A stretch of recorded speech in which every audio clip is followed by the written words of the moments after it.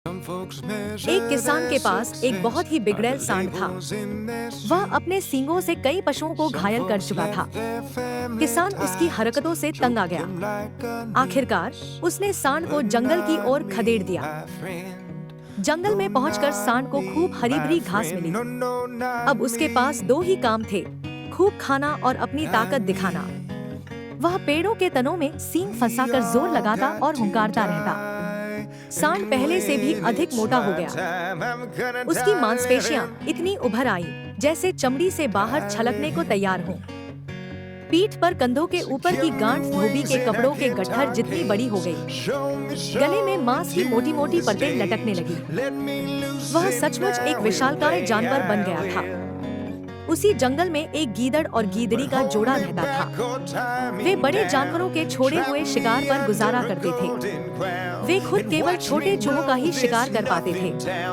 एक दिन वह मतवाला सांड झूमता हुआ उनके पास आ निकला। सांड को देखकर गीदड़ी की आंखें फटी की फटी रह गईं। उसने तुरंत गीदड़ को बुलाया और बोली, देखो तो इसकी मांसपेशियां। इसका मांस खाने में कितना स्वादिष्ट होगा। भगवान ने हमें कितना स्वादिष्ट तोहफा भेजा है।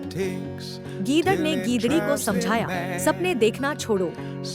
उसका मांस कितना ही चर्बीला और स्वादिष्ट हो, हमें क्या लेना। पर गीदड़ी भड़क उठी, तुम तो भौंदू हो। देखते नहीं उसकी पीठ पर जो चर्बी की गांठ है, वह किसी भी समय गिर जाएगी। वह आगे बोली, इसके गले में जो मांस की परतें लटक रही हैं, वे भी कभी भी टूटकर गिर सकती हैं। हमें बस इसके पीछे पीछे चलते रहना होगा।